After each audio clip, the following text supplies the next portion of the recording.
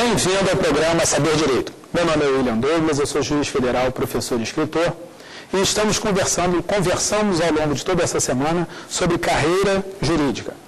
Já falamos sobre estudo, estratégia de estudo, sobre raciocínio jurídico, sobre redação e sobre oratória jurídica, e hoje nós vamos fazer o fechamento falando um pouco mais sobre questões jurídicas, raciocínio jurídico, e sobre alguns pontos que podem aumentar o seu desempenho e aumentar a produtividade da sua vida na área do direito. Qualquer comentário, qualquer opinião que você tenha, por favor, mande um e-mail para a gente no saberdireito@stf.jus.br. A sua opinião é muito importante para que o programa vá sendo aperfeiçoado. Na última aula, nós conversamos sobre a fascinante arte da oratória, que é um instrumental de potencialização dos seus conhecimentos jurídicos e também de sucesso em outras áreas. E hoje eu quero falar um pouco mais sobre prova jurídica. E, por favor, não pense, quando eu falo em prova jurídica, que eu estou me referindo apenas a concurso público. Não estou me referindo só a concurso público. Essa aula que eu estou dando aqui é uma prova. Eu estou sendo posto à prova. Tanto o pessoal da TV Justiça, quanto estes alunos que estão aqui participando da aula, quanto você que está aí, que eu não estou te vendo, mas você está me vendo, você está me avaliando. Você está o tempo todo dizendo, essa aula é boa ou não é? Esse cara aí é uma fraude ou esse cara aí é competente? É uma prova. E você tem uma prova cada vez que você faz uma petição, cada vez que você vai a uma aula, cada vez que você dá uma aula, cada vez que você atua no mundo jurídico. Por isso, eu gostaria que você não se assustasse com a ideia da prova. Do exame da OAB até uma audiência pública no Senado, passando por um debate político, passando por todas essas atividades do nosso dia a dia, uma audiência, uma conversa, uma entrevista para um jornal, para uma televisão, sobre um assunto que esteja sob os seus cuidados, tudo isso são provas jurídicas. Para você começar um mestrado, um doutorado, você faz uma prova, você é avaliado durante todo o mestrado e doutorado. Para você ser juiz, promotor, defensor, procurador, delegado, você está sendo posto à prova todos os dias. O advogado está sendo, o professor está sendo. Quando você passa num concurso, você vira juiz, promotor, defensor, as pessoas têm a impressão de que acabou o problema. Realmente, para você ter acesso ao cargo, acabou. Mas, se você quiser honrar o seu cargo, se você quiser dormir tranquilo que está cumprindo o seu dever, você continuará sendo posto à prova. Já o advogado, já o professor, tem uma dinâmica diferente. Então, para você passar em concurso, parece que você tem que matar 20 leões de uma vez só. Tá, é difícil. Mas ser advogado, ser professor, é matar um leão por dia, para o resto da vida. Ou pelo menos até que você crie uma base profissional que te dê um pouco mais de conforto. Se você me perguntar o que é melhor, ser servidor público ou estar na iniciativa privada? Ser juiz ou ser advogado? Eu vou lhe dizer que depende. Depende do que você quer para você. Então, quando você passa num concurso, desses concursos que nós estamos falando aqui, você é muito rápido, em termos de vida, 2, 3, 4, 5 anos, você consegue chegar a um salário muito bom, a um status muito bom, a uma qualidade de vida muito boa. Mas, em compensação, você não tem como colocar gente para trabalhar para você. Você não tem tanto espaço para a criatividade e para o crescimento. Então, o melhor juiz do Brasil e o pior juiz do Brasil recebem o mesmo salário. Se tiverem aí no mesmo grau de carreira, o melhor e o pior recebem o mesmo. Já o melhor e o pior professor, não. Dependendo do grau de empreendedorismo que a pessoa tenha, talvez seja melhor passar vários anos ali pastando, ralando, tendo todas as dificuldades, mas lá na frente ganhar muito mais. Existem advogados que numa única causa ganham o que um juiz vai levar a vida inteira, a carreira inteira para ganhar. E isso eu estou falando em relação a um dos detalhes da vida, que é a remuneração. Tem a satisfação pessoal. conheço pessoas que largaram o cargo de defensor público ou de promotor para ir ganhar um pouco mais como juiz e que estão frustrados. E conheço pessoas que optaram por ser servidor, serventuário, embora tivesse todas as condições de passar no concurso para juiz, para promotor, pensando em qualidade de vida e em tempo para fazer outras coisas. Há pessoas que fazem o concurso público porque é o sonho, quer ser delegado, quer ser juiz, quer ser promotor, e há pessoas que fazem o concurso tão somente porque querem ter a remuneração e a estabilidade para se dedicar à família ou a outros projetos, que vão de botânica a fazer palestras sobre como passar em concurso. Existe espaço para tudo. Então, não tenha medo de prova. Estamos submetidos a provas o tempo todo. E isso faz parte da vida. Não é motivo de você ficar assustado. Até porque a única prova que você não pode ser reprovado é a última que você fizer. Enquanto você estiver disposto a aprender, não vai ser um problema você ser reprovado numa prova ou outra. Um dos comentários que eu gostaria de fazer contigo, ainda sobre raciocínio jurídico e como levar uma questão jurídica, diz respeito à atividade jurisdicional. Eu falo uma frase que assusta um pouco as pessoas, que eu digo assim: todo mundo faz jurisdição. O PM faz, o policial civil faz, o serventuário faz, todo mundo tem seu grau de jurisdição, seu grau de dizer o direito. Nem que seja só leva ou não leva para a delegacia, ou não é flagrante, pelo menos até levar para o delegado, quem está aprendendo, não necessariamente é o servidor público, vai estar dizendo o direito dentro de determinados limites. Quando aquela pessoa que não fez direito ouve a decisão de um tribunal e fala: isto não é justo, isso é um absurdo, ou isso é bacana, opa, isso é bonito, ele também está dentro de limites muito próprios, muito sui generis, muito peculiares, dizendo o direito na visão dele. Então, todo mundo diz o direito. O nosso privilégio, a nossa responsabilidade é dizer o direito com um grau maior de qualidade do que aquela pessoa que só vai dizer se é justo ou não é justo uma decisão. E aí, eu quero te lembrar que dizer o direito é o quê? É aplicar a lei a um caso concreto. Seja o advogado, seja o professor, seja o juiz, seja o promotor, seja o delegado de polícia, todos nós, em determinado momento, vamos aplicar o direito a um fato concreto. O juiz para decidir se o pedido é procedente ou não, mas o advogado para decidir se vai pedir ou não, se vai postular ou não, se vai ajuizar uma ação ou não, e em que termos. E para dizer o direito, nós normalmente olhamos a lei e olhamos o fato. E olha só que coisa curiosa. A lei é a mesma para todo mundo. E o fato é o mesmo para todo mundo. Então, se eu chego numa prova de concurso ou num fato da vida e acontece um acidente, alguém fura o sinal, está bêbado e fura o sinal, atropela e mata uma outra pessoa, esse fato do estado de embriaguez, de furar o sinal, de matar uma pessoa, da pessoa estar morta, isso é o mesmo para todo mundo. Para o morto, para o bêbado, para o juiz, para o delegado, é o mesmo fato. E a lei que rege essa situação é a mesma. Eu pergunto, como que a gente tem tanta discussão, tanta diferença, tanto problema, se os pressupostos são os mesmos? A lei é a mesma para todo mundo e o fato é o mesmo para todo mundo. Por que há tanta divergência? É isso que eu quero te alertar, por dois motivos.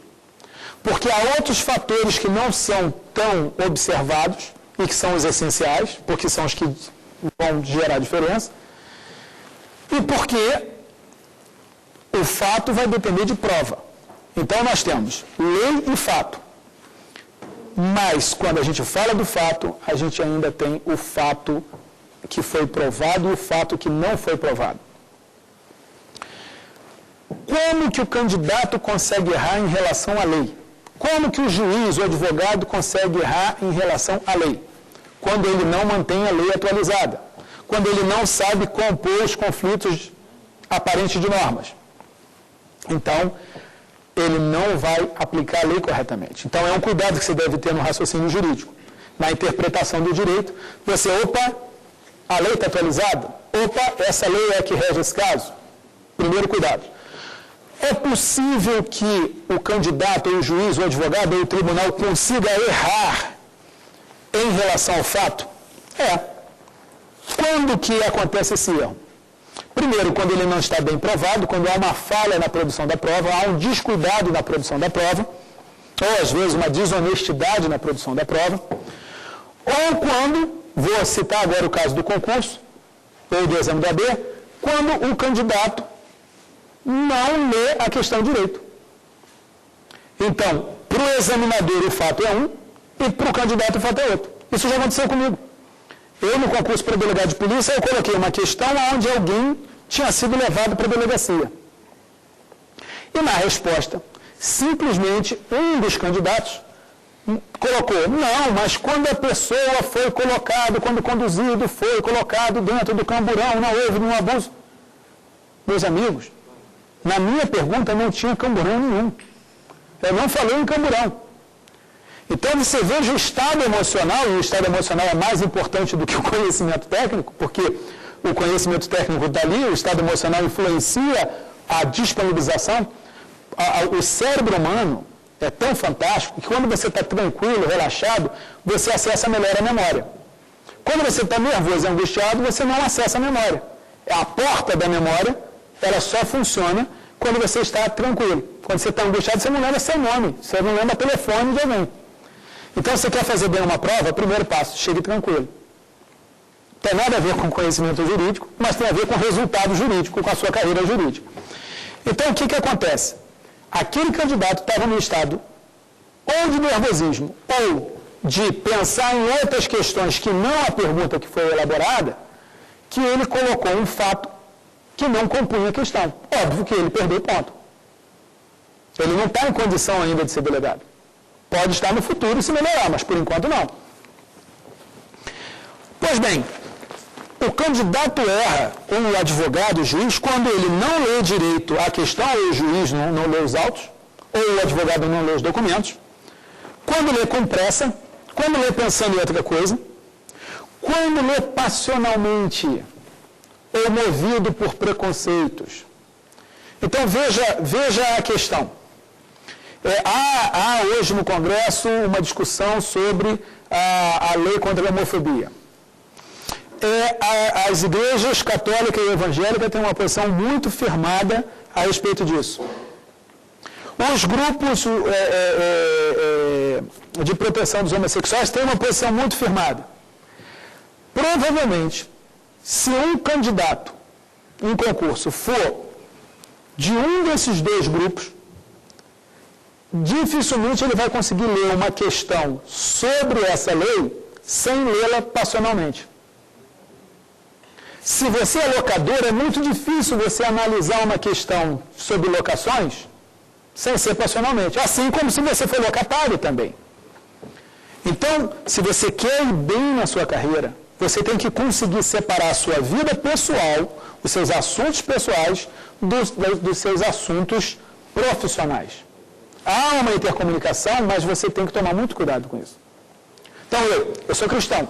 Eu tenho uma série de opiniões como cristão que eu não tenho direito de impor, e o Estado é laico, na minha atuação como juiz. Por mais que a minha formação cristã influencie a minha forma de pensar, a minha forma de agir, os meus valores, etc., as minhas escolhas, eu não posso impor esses valores ao jurisdicionado.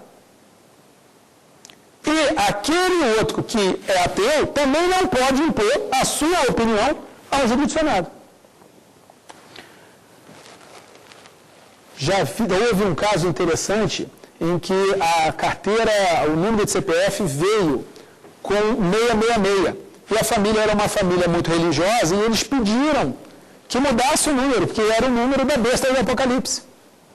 E eu li a decisão do juiz tecnicamente muito boa, mas a impressão é que havia um certo repúdio a esse tipo de pensamento. Só que é um tipo de pensamento que é protegido constitucionalmente. A liberdade religiosa. Você não quer acreditar em Deus, é um direito seu. Você quer acreditar em Deus, é um direito seu também. E por que eu estou batendo nessa tecla? Não leve os seus preconceitos para a prova. Não leve os seus preconceitos para a advocacia. Não leve os seus preconceitos para a magistratura nem para o Ministério Público, porque isso vai atrapalhar os seus resultados e vai atrapalhar a vida de quem não tem culpa do que você pensa ou deixa de pensar. Beleza? Muito bem. Então, tome muito cuidado com o fato, tome muito cuidado com a lei, tome muito cuidado com o que tem de fato provado ou não. E aí, estudar a prova é importante, a teoria da prova, o que precisa ser provado, o que não precisa ser provado, presunções absolutas, tudo isso é muito importante para o nosso dia a dia. Porque talvez essa seja a grande diferença entre a justiça humana e a justiça divina. Primeiro, a primeira diferença bem conhecida é que a justiça divina tarda, mas não falha. A justiça humana às vezes tarda e às vezes falha. Mas a outra grande diferença é que na justiça divina não há o problema da prova. Deus é onisciente. Ele é onipresente. Então ele sabe o que aconteceu. Já o juiz, meu amigo, olha que dificuldade para a gente saber o que aconteceu. Aquele princípio de que o que não está nos autos não está no mundo. Quem conhece um pouquinho chega a dizer o contrário, de que o que está nos autos normalmente não tem nada a ver com o que aconteceu no mundo. Quem riu sabe que eu estou com a razão. Então, está nos autos, eu fico preocupadíssimo. E não está nos autos, não está valendo. Olha só o drama do juiz. Então, cautela para você. Prova. Atualização quanto à lei, observação e leitura desapaixonada, imparcial, objetiva e clara dos fatos e observação dos fatos que estão provados. Então, se você é advogado, você vai ter que provar. Se você é juiz, você vai ter que ver se foi provado ou não. Muito bem.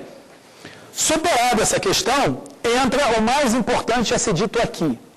Os princípios é que vão dar o equilíbrio entre a lei e o fato. Na hora em que você vai encaixar um com o outro, a forma do encaixe vai ser dada pelo princípio. Por isso, eu peço que você jamais deixe de ir pelo princípio. Quer ser um bom operador jurídico, não se deixe levar pelas suas posições pessoais. Vá pelas posições técnicas. Se você conseguir, dentro da posição técnica, colocar sua posição pessoal, poxa, que bom, sorte sua. Mas se você não conseguir, opte pela técnica. Essas questões são questões que você não pode desprezar. Jurisdição é dizer o direito, e enquanto atividade intelectual, todos nós fazemos jurisdição. Mesmo o analfabeto, diante de algo que identifica como justiça, pratica jurisdição. Fazer uma prova jurídica é dizer o direito, é aplicar a norma que é abstrata a um caso concreto. Para isso, você tem as 5 mulheres, você tem a lei, o fato provado ou não, ou se é necessário provar ou não, e a interpretação que vai ser permeada pelos princípios. Faz isso, respeita essas ordens, errar totalmente você não vai. Até porque com as 5 mulheres, você, na pior das hipóteses, você erra em boa companhia.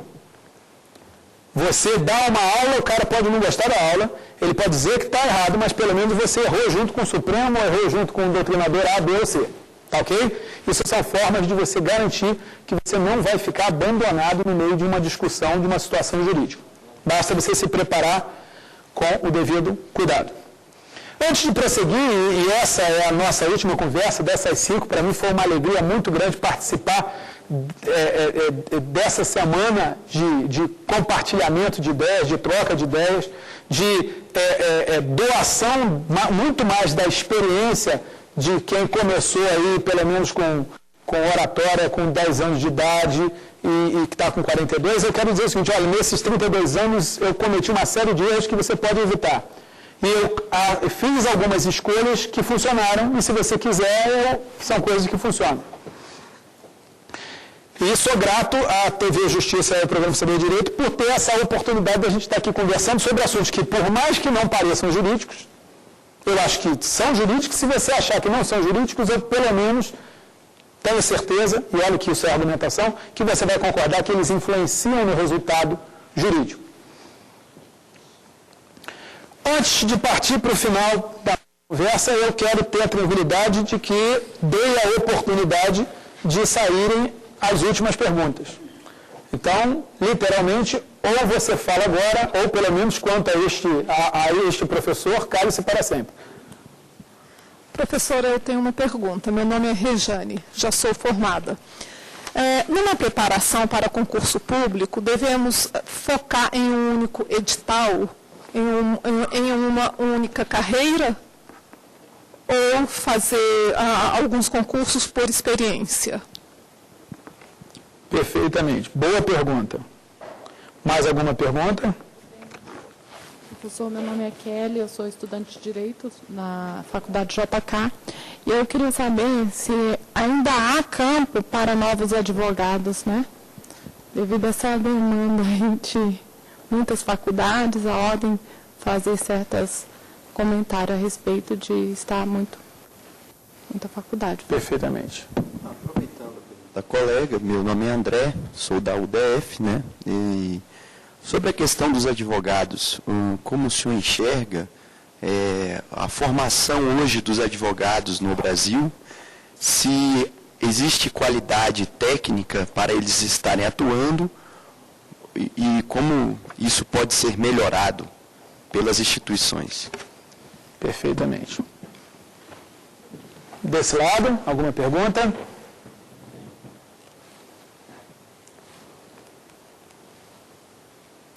Professor, meu nome é Zumira Inês e eu gostaria de saber do senhor. A Constituição prevê a criação de defensorias públicas nos estados, garantindo o direito de acesso à população. Como o senhor vê essa nova carreira? Perfeito. Vamos lá? Muito bem. Quando eu comecei na área dos concursos, o drama que a gente vivia é que tinha pouco concurso. Ainda não havia cultura de concurso de aplicação da Constituição. Eu quero dizer que vocês que estão agora participando desse programa, vocês são uns sortudos, vocês são uns abençoados. Porque o problema que vocês estão reclamando é que tem concurso demais. Então tem tanto concurso que você fala assim, eu não sei qual que eu faço. E isso é uma boa notícia. E é boa notícia porque os candidatos que realmente se preparam, que realmente aprendem a aprender, aprendem a estudar, ainda são a minoria. E não tem candidato suficiente para tanta vaga. O que eu quero dizer é que, ao contrário do que parece, há muita vaga para concurso ainda. Porque para quem realmente é bom, tem muito concurso. Então, os melhores, eles vão se espalhar. Vai sobrar mais vaga para você se você estiver bem preparado.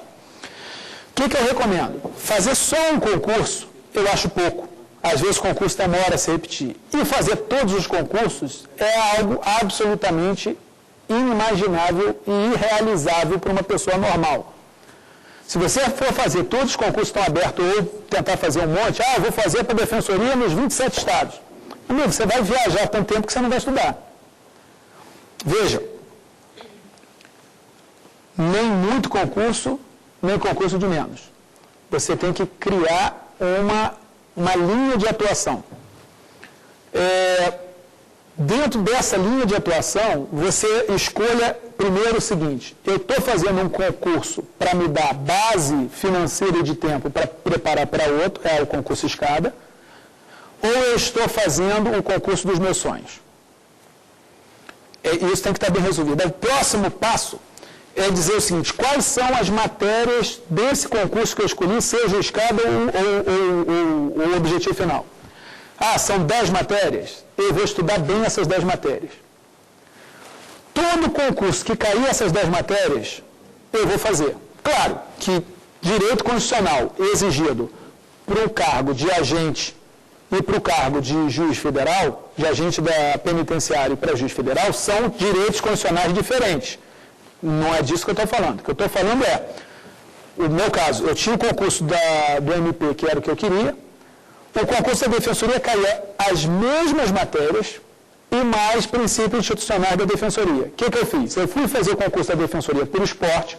Como passei no provão, aí eu comecei a estudar para área específica a matéria que não tinha. Então, escolha uma área, escolha um conjunto de matérias e faça os concursos dessa área. Tudo que aparecer, que for bem parecido. Se nesse meio caminho você passar em outro concurso, num provão de outro concurso, que tenha matérias, algumas matérias diferentes, aí vale a pena interromper o projeto principal e focar naquilo ali para ver se você já passa, já arruma lá o primeiro título, a primeira aprovação, aquela tranquilidade que você já passou no concurso, já vai ter alguma remuneração. Então, um concurso principal e fazer concurso por esporte, por diversão, gostar de fazer concurso. Campo para advocacia é extraordinariamente grande. Até porque para todo mundo ir fazer concurso vai faltar advogado nesse país. Eu acho que o problema é o contrário. Meu amigo, experimenta virar e falar assim, eu estou precisando de um bom advogado na área de direito previdenciário, ou de direito ambiental, ou de direito consumidor. Faz uma lista de 3. Você vai ter dificuldade. Você vai ter dificuldade. Hoje eu asseguro para você que algum advogado bom, que saiba a matéria, que fale bem, que se apresente bem, que saiba redigir, que tenha postura, que seja uma pessoa dedicada, que seja competente, honesto, trabalhador, leal, está difícil. Se você for assim, vai aparecer vaga para você. Assim como se você for tudo isso e quiser fazer concurso, vai ter vaga para você. E se você quiser ser professor, vai ter vaga para você. O que gera confusão nas pessoas é que tem muita gente, mas gente preparada tem pouco. Tanto para fazer concurso, quanto para dar aula, quanto para advogar. Vocês que estão fazendo faculdade, vocês têm professor ruim lá? Tem. Isso é a prova de que tem vaga para professor. Ele só está lá porque ainda não apareceu alguém que trabalhe bem, para ele perder o emprego. E isso vai ser bom para ele, porque ao perder o emprego ele vai ter que se mexer. E aí talvez ele vire um grande professor. Está claro isso? Tem muito espaço, tem muito espaço. Se você sabe se diferenciar profissionalmente, tem muito espaço. Acho que a formação jurídica ainda é muito deficiente. Acho que o MEC tem que vir em cima. Acho que o OAB tem que vir em cima. Acho que o exame da ordem, apesar de todos os seus dramas, que realmente é lamentável ter que haver, mas dos males o menor, ainda assim é uma forma de você controlar, porque alguém que receba uma carteira de advogado sem ser competente, na verdade, vai receber um porte de arma, porque ele vai sair matando o direito dos outros, matando a dignidade, matando o patrimônio, matando as oportunidades. Então, a qualidade ainda está ruim, graças a Deus a OAB está preocupada com isso, anoto aqui o meu elogio para a OAB por isso. Veja, Defensoria, uma das maiores vergonhas desse país. A maior, provavelmente, é a distribuição de renda desse país. Provavelmente é a nossa maior vergonha. Mas entre as nossas maiores vergonhas está não ter sido feita a instalação da Defensoria Pública na maior parte dos estados. É a União não ter Defensoria Pública suficientemente organizada. É absoluto, não tem palavras, estão vendo que eu estou gaguejando, de uma Constituição que tem mais de 20 anos, a gente ainda não tem Defensoria. Agora, é um governo que não valoriza o seu fiscal e o seu advogado. O governo maltrata os seus próprios advogados, os seus próprios fiscais, que são aqueles que arrecadam, que geram receita. Não há de se assustar que vão desprezar o advogado que vai defender os pobres. Eu acho a carreira mais bonita, a carreira mais gratificante, e eu acho que é a carreira mais desprezada. Tá? Então, tem que ter defensoria, é um absurdo não haver defensoria. Tá? Muito bem. Nós estamos caminhando para o final desses nossos encontros, e antes de terminar, eu queria passar algumas ideias muito rápidas que, para mim, são absolutamente essenciais. Eu tenho orgulho de ser o do 119º colocado na Maratona de Curitiba. 221 pessoas completaram essa maratona. Eu fui o 219 de 221. E quando eu falo isso, as pessoas riem. Estão rindo aqui atrás de mim. Apesar de todo o carinho que tem por mim, estão aqui rindo. E eu gosto de dizer isso porque eu tenho mais orgulho de ter sido do 119º de 221 na maratona do que primeiro colocado para juiz, para delegado e para defensor. Por quê? Porque eu fui criado pelos meus pais para ser um intelectual. Toda a minha natureza, eu fui nerd desde criancinha, eu passava o tempo estudando, eu não sabia jogar futebol, não sabia jogar vôlei, uma negação. Então, meu futuro era o direito, era a atividade intelectual. Já a corrida nunca foi a minha prática, nunca foi a minha habilidade, nunca foi meu pendor natural. Para conseguir correr 42 quilômetros, a superação foi muito maior. Então eu acabo gostando, o meu aprendizado foi muito maior. E eu falo isso para você porque a carreira jurídica, o nome está falando carreira, é uma carreira, é uma corrida.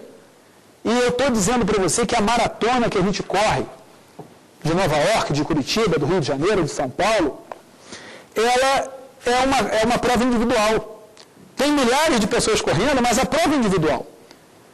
Na verdade, ou eu vou dizer que eu venci todos que não correram, todos que desistiram e mais 2, e já seria uma visão muito mais positiva do que você achar que eu fiquei lá atrás, ou eu vou dizer o seguinte, na verdade eu venci o William. O William estava gordo, estava hipertenso, estava acima do peso, estava indisciplinado, e ele, para correr a maratona, teve que se vencer, regularizar tudo isso. Então a superação foi muito grande, eu corri contra mim. A sua carreira de professor, de escritor, de concurseiro, de advogado, é uma carreira contra você mesmo. Você não tem que estar preocupado com o cara do lado, você tem que estar preocupado com você. O som de Jesus não existe em arte da guerra. Você é o seu primeiro e grande inimigo. Se você se vence, o resto é mole. E enquanto você não se vence, você não pode se preocupar com o outro. Então, uma das propostas que eu quero fazer para você em termos de carreira profissional é: para de olhar para o cara do lado.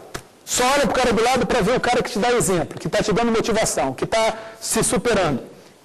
Você olha e fala assim, pô, que cara bacana, eu quero ser assim, eu quero seguir esse exemplo. Fora isso, se o cara está abaixo acima, besteira.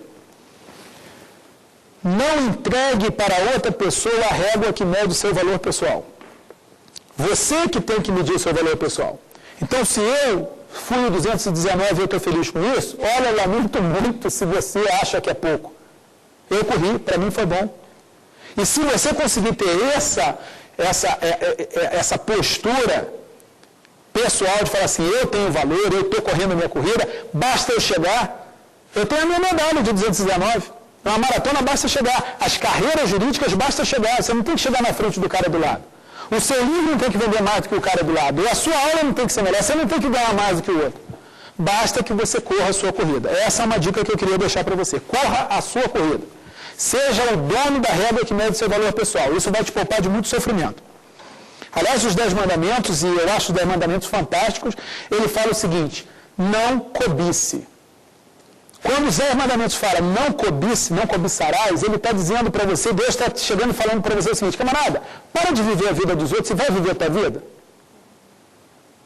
Quando ele fala não furte, ele está falando, para de querer o dos outros, pegar o dos outros, e vai construir o seu, ou então não existe.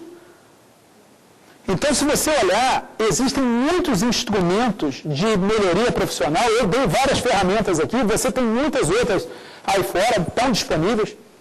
Tá, eu falei aqui, você quer saber o que pensa o examinador, bate o nome dele no Google, você vai achar um monte de coisa. Então, você tem acesso à informação hoje. Use-a. Seja o dono da régua que mede seu valor pessoal. Ainda queria falar com você sobre alguns pontos. Um deles é o ciclo PDCA. Foi criado por um americano chamado Deming, que revolucionou a administração, o gênio da administração. Ele foi trabalhar no Japão e ele criou um ciclo PDCA. Está em inglês, é Plan, Do, Check and Action. Ele diz o seguinte: tudo na vida que você quer fazer, você tem que planejar, você tem que fazer, verificar e agir. Para planejar, você define a sua meta e o método para chegar na sua meta. Então, planejar o que você quer e como você vai chegar até lá. Aí você começa a segunda fase, que é o fazer. Do fazer. Como é que você faz? Você estuda e você executa a tarefa. Então, eu quero ser um grande orador. Era o que eu queria quando eu era moleque. Eu quero ser um palestrante. Eu quero falar e eu quero fazer o cara rir, o cara chorar, o cara assistir minha aula e o cara gostar da minha aula e a minha aula mudar a vida do cara. Esse é o plano. Como eu vou fazer isso? Eu vou estudar livro de oratória, eu vou estudar, fazer curso de oratória, eu vou observar. Eu criei um método. Qual é o caminho? Isso é um planejamento. Aí eu começo a fazer. Aí eu tenho que ir assistir a aula, ir fazer o curso, ir ler livro de oratória, assistir vídeo de oratória, assistir palestra dos outros caras, perguntar a opinião dos outros. Isso tudo eu estou buscando informação. Eu estou executando. E finalmente, desculpe, essa é a parte da informação. E finalmente eu tenho que executar. Eu tenho que falar em público. Eu tenho que dar aula, nem que seja de graça. Eu tenho que treinar, nem que seja na frente do espelho, na frente do oceano, como fazia Demóstenes. Muito bem. Planejar e fazer. Quando você fizer, quando você atuar no mundo, provavelmente vai dar errado. Provavelmente você vai fazer alguma coisa errada. Provavelmente você vai ter um insucesso. E aí é que entra a grande graça. Você checa o resultado. Você verifica o resultado. Você vai fazer a vista de prova. Você vai perguntar por que você não ganhou o ponto. Você vai checar. Você vai perguntar às pessoas o que deu errado. E aí você corrige. É só isso, gente. Planeja, faz, vê o resultado, corrige o que está dando errado e vai fazer de novo. Isso funcionou para oratória, para concurso, para maratona, para casamento, para montar empresa. Ah, isso aí é um roteirinho que serve para tudo? É. Ah, isso é simples demais. Graças a Deus. Isso mostra que qualquer um consegue chegar lá. Isso funcionou para livro. Meu livro ninguém queria publicar. Eu procurei 6 editoras e nenhuma editora quis publicar. Porque era um livro diferente. Não tinha no mercado. Falava, se não tem no mercado, não vai vender. A cada erro, a cada não, eu ia lá e procurava outro. Chegou uma hora que eu cheguei à conclusão de que eu tinha que mudar o sistema. A Bíblia fala isso, que quando o machado está cego, lá você afia o machado e você bate com mais força. Está lá em Provérbios. Eu tentei bater com mais força, procurei outras editoras. Na hora que nenhuma fez, eu falei, tem que afiar esse machado, eu tenho que mudar o sistema. E aí eu mudei o sistema. Eu falei, eu mesmo vou publicar. E aí o livro deu certo. Namoro é a mesma coisa. Chama a garota para sair, ela não aceita, ou você vai chamar a mesma garota de novo, ou você vai chamar outra. E há muitas garotas no mundo. Há espaço para você errar. Há espaço, felizmente. Há muitos concursos, há espaço. Há muitas oportunidades, há espaço para o erro e para a correção. Beleza? Quero propor para você o PDCA. Beleza? Muito bem. Outra coisa que eu quero te propor. Aprender um pouquinho de programação neurolinguística e eu vou falar programação neurolinguística em 3 minutos. 3 minutos. Para você obter sucesso na vida, é preciso ter em mente 3 coisas. Primeira coisa, saber o que você quer. Você tem que ter uma ideia clara do que você quer. Porque obstáculos são aquelas coisas que você vê quando você deixa de focar os seus sonhos. Porque quando você tem um norte, você vai em direção ao norte. Enquanto você não tem o norte, fica mais difícil. O que você quer? Aliás, a primeira conversa foi o que você quer. Na segunda-feira. 2, estar alerta e receptivo para observar o que está conseguindo. O que é isso? Isso é a verificação do PDCA. É a acuidade que eu falei que é importante. É você estar prestando atenção, é você estar curioso. Você tem que estar curioso. O que está acontecendo? Como é que está funcionando? Então, você sabe o que você quer, você está prestando atenção para saber os resultados que você está alcançando. E terceiro, você tem a flexibilidade para continuar mudando até conseguir o que quer. O que é isso? É ação corretiva. Então, você vê, eu falei do PDCA e eu estou falando agora desse seminário de PNL em 3 minutos é basicamente para dizer a você, camarada, se você ainda não está conseguindo, há a solução para o seu caso. PDCA. Seguir esse roteirinho aqui. Muito bem. Muito bem. Outra dica interessante sobre a administração do tempo. Quando você faz algo que você gosta, que você ama, que você se interessa, que você dá valor, o tempo passa muito rápido e você apreende. Então, se você vai para o final de semana, legal, num lugar legal, passa muito rápido. E você conseguiu curtir cada minuto. Em compensação, e isso é a relatividade do tempo, e o Einstein fala sobre isso, quando você está fazendo uma coisa que você não gosta, que você não suporta, que você gostaria de evitar, o tempo não anda, você olha para o relógio achando que ele quebrou, você olha para o ponteiro de segundo, porque não andou, e você não aprende nada. O Einstein fala sobre isso de uma forma muito interessante. Ele fala, olha, se você passa 1 minuto sentado em cima de um fogão aceso, é muito tempo. Se você passa 1 hora com a mulher que você ama, é pouco tempo. Isso é relatividade. Então, se você que quer estudar, que quer ler, que quer participar de aula, e quando você gostar, se você aprender a gostar, uma das técnicas de estudo que eu falei na primeira aula, vai passar rápido, não vai doer, vai ser relativamente tranquilo, e você vai aprender. E se você não gostar,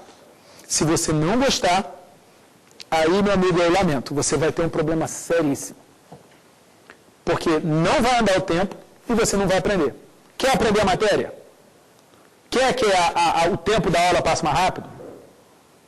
Começa a gostar da matéria. E aí entra a questão do quadro horário que eu já recomendei numa aula anterior e que eu volto a tocar no assunto. É muito comum o aluno, na hora do lazer, estar pensando na hora do estudo, está pensando no lazer, e na hora do lazer está sentindo culpa ou remorso que devia estar estudando. Se ele começar a dividir os horários, na hora do estudo estudar, na hora do lazer, tiver o lazer, o desempenho geral dele aumenta, a recuperação no lazer aumenta, o prazer da vida dele aumenta, e eu falo que você não tem que pensar no sucesso como algo que você vai conseguir lá na frente, que o sucesso é para ser agora, e ainda, você vai conseguir que o estudo renda mais. E isso também serve para as matérias. Você está estudando a matéria A e o seu cérebro começa a perguntar pela matéria B. Porque você ainda não organizou o teu horário, não fez o teu quadro horário. Porque se fizer na hora da A, você estuda A, quando o cérebro pedir a B, você fala, camaradinha, a B vai ser tal dia e tal hora. Então, estão aí algumas recomendações que vão aumentar o seu desempenho. Peço que você não despreze essas orientações. Se duvidar, tudo bem, testa. Se não funcionar, você manda um e-mail para o saberdireito@stf.jus.br, porque a gente vai ler com muita atenção. Agora, se funcionar, você, por favor, também mande um e-mail aqui para o Saber Direito. Vou fazer um rápido resumo para você dessas ideias que eu abordei. 1. Ter um objetivo. 2. Preparar o caminho. O que é preparar o caminho? Aprender a administrar a sua vida pessoal, seus horários, as facilidades e as dificuldades. 3. Aprender a utilizar os seus aliados. Citei-os aqui. Você mesmo, Deus, o próximo, a família, a internet. Até o Orkut pode ser aliado. Qualquer coisa, a televisão pode ser um aliado ou pode ser um problema. Compreender que o estudo é uma atividade dinâmica e criativa. E que traz resultados satisfatórios. Se quiser, você pega lá o livro de Provérbios. Provérbios capítulo 3, Provérbios capítulo 8. Quando fala da importância do conhecimento, o que o conhecimento traz de retorno. Vai lá, dá uma lida. Pega lá Provérbios 22, 29, quando fala que viste o homem diligente, o homem perito, o homem experto naquilo que faz, ele será posto entre os reis, não será colocado entre os de posição inferior. A gente falou aqui de espaço profissional, de carreira. Você quer espaço, quer ficar entre os reis, quer ir para o topo, não quer ficar entre gente obscura? Isso é texto do livro de Provérbios de Salomão, que é aquele rei judeu considerado o homem mais sábio de toda a terra, de toda a história do mundo. Ele fala assim, seja um perito no que você faz. O que você faz é uma escolha sua, mas aprenda a ser um perito. Para ser um perito, PDCA. O Plan, Do, Check and Action. Seja um perito e você vai ficar no topo. A gente está aqui para você ir para o topo. Eu estou aqui para você ir para o topo. O programa Saber Direito quer que você vá para o topo. Conheça e utilize os segredos essenciais do estudo de sucesso. Está lá no download que você pode fazer na página. Prepare o ambiente. Prepare o ambiente. O que é preparar o ambiente? O ambiente interno, a sua cabeça, a sua estrutura emocional, a sua organização de tempo, eu já falei, a sua saúde, um mínimo de saúde, o seu local de estudo, aquele santuário de estudo, o seu corpo. Você dá um mínimo de atendimento ao seu corpo, não ficar sedentário. Tudo isso vai gerar um resultado extraordinário. Se tudo isso acontecer, meu amigo, eu quero te dizer o seguinte: você vai ter sucesso. Você vai alcançar o que você quer. Se a sua ideia de sucesso é ter fama, dinheiro e poder, eu desejo que você tenha muito sucesso. Agora, se você for estudar a pirâmide de Maslow, você vai descobrir que depois que você conseguir isso, a sua alma vai pedir um pouco mais. E aí eu quero citar uma pessoa que admiro muito, Jesus Cristo. Ele fala o seguinte: a vida do homem não consiste na abundância dos bens que possui. Se você conseguir captar isso, você vai captar muita coisa de boa para a tua vida. Dinheiro é bom? É. Nada contra dinheiro. Honesto, claro. Fama é bom? É. Mas isso são bens. Título, doutorado, mestrado, isso são bens. E a vida do homem não consiste na abundância dos bens que possui. E ele diz mais, ele fala, olha, de que adianta ganhar o mundo e perder a sua alma? Eu falei para você que eu fiquei gordo, hipertenso, que eu quase morri de ataque cardíaco e tal, de um derrame. Por quê? Porque eu me preocupei tanto com o sucesso, com esse sucesso que a sociedade vende, que eu parei de cuidar da saúde, do meu bem-estar, do meu equilíbrio, do meu peso, da minha alimentação, do meu corpo, e quase que eu perco a alma. E aí eu não estou falando de céu e inferno, eu estou falando de estar vivo ou não, de estar bem ou não. Olha para você no espelho e fala assim, eu estou bem, eu estou feliz, eu estou trabalhando. Porque se você está trabalhando, está curtindo o seu dia, está semeando um dia melhor, se você está assim, ótimo. Se você não está, opa, pisa no freio e reorganiza a casa. Ponha a sua casa em ordem. Então, o seu sucesso é o sucesso tradicionalmente visto pela sociedade que a gente vive, que é consumista e materialista. Boa sorte. Eu realmente espero que você consiga. E depois que você conseguir, no momento que você pensar um pouco além, eu quero te dizer o seguinte: você como professor, você como advogado, você como servidor público, você tem a oportunidade de tornar o mundo melhor, de melhorar a vida das pessoas, de dar alguma coisa para as pessoas. E todas as religiões do mundo, eu falo muito aqui como cristão porque eu sou cristão, mas todas as religiões do mundo, todas, o budismo, o islamismo, o sufismo, todas, o judaísmo, todas, dizem o seguinte: aquilo que você faz vai voltar multiplicado para cima da sua cabeça. Então, se você fizer o bem, se você for honesto, se você ajudar os outros, isso vai voltar multiplicado para a sua cabeça. Se você fizer o mal, se você for desonesto, isso vai voltar multiplicado para a sua cabeça. E aí a gente está começando a discutir de satisfação de pessoal, de realização, de sentido de vida, que eu acho possível encontrar no serviço público, no magistério, na magistratura, na advocacia. E aí é um outro passo de sucesso, que é o que eu quero desejar para você. É aquele sucesso que esse conceito de sucesso não é meu, é aquele conceito de sucesso que diz o seguinte: sucesso não é um ponto no horizonte, sucesso é o jeito como você vive. É aquele outro conceito de sucesso que também não é meu, mas que eu procuro seguir, que é, basicamente, dizer sucesso é ser feliz. Um outro conceito de sucesso que também não é meu, que eu acho ótimo, que diz: sucesso é você acordar de manhã, ter alguma coisa que você gosta de fazer, que você sabe fazer, que é útil para você, que é útil para as outras pessoas, que consegue sustentar a sua família e que você não aguenta mais de vontade de fazer. Então, hoje, eu acordei 4 da manhã para estar aqui nessa aula. Mas quando eu acordei, eu falei assim, poxa, tem um negócio que eu quero fazer, que eu gosto de fazer, que eu sei fazer razoavelmente, que é útil para mim, que é útil para o meu próximo e que eu não aguento de vontade de ir lá fazer essa coisa. Então, é por isso que eu me considero um sucesso. Porque eu estou satisfeito com a superação com o que eu fiz até agora, porque eu tenho sonhos para ir lá para frente. Não é por ser juiz, não é por ter um salário garantido ou por ter um carro do ano. Isso é besteira. Isso é besteira. Isso é ilusão. Essa é a grande conversa que eu queria ter com você. Se eu pudesse desejar alguma coisa para você, é que você seja feliz, é que você esteja satisfeito, é que você encoste a cabeça no travesseiro e agradeça por estar vivo, porque a vida é, apesar de todas as suas dificuldades, é uma proposta irrecusável. A vida é uma coisa realmente muito interessante. Tá? O resto é detalhe. Ficamos aguardando a sua opinião, o seu comentário, a sua pergunta, a sua sugestão pelo site e pelo e-mail. O e-mail saberdireito@stf.jus.br. As aulas, tanto a de hoje quanto as outras, no tvjustiça.jus.br. Essas informações você encontra lá e você está convidado a participar cada vez mais do Saber Direito. E para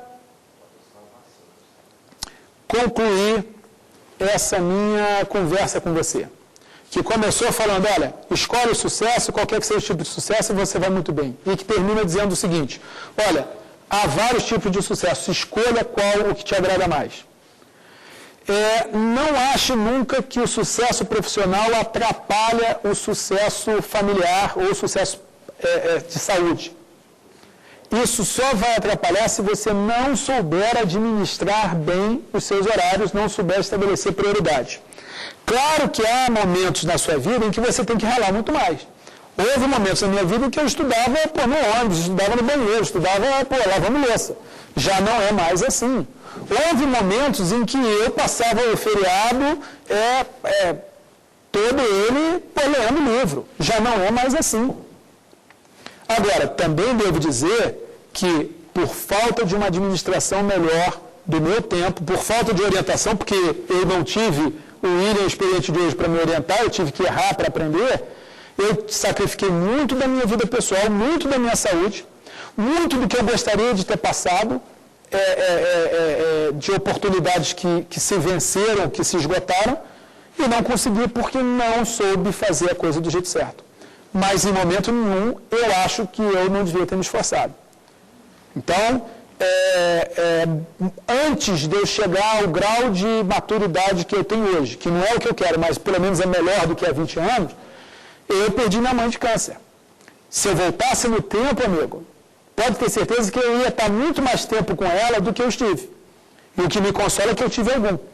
E se você tem a sua mãe viva, eu falo assim, pô, meu irmão, não espera passar no concurso ou comprar seu apartamento para dar atenção para tua mãe, porque você não sabe quanto tempo você vai ter sua mãe. Aliás, você não sabe nem quanto tempo você vai ter você aqui.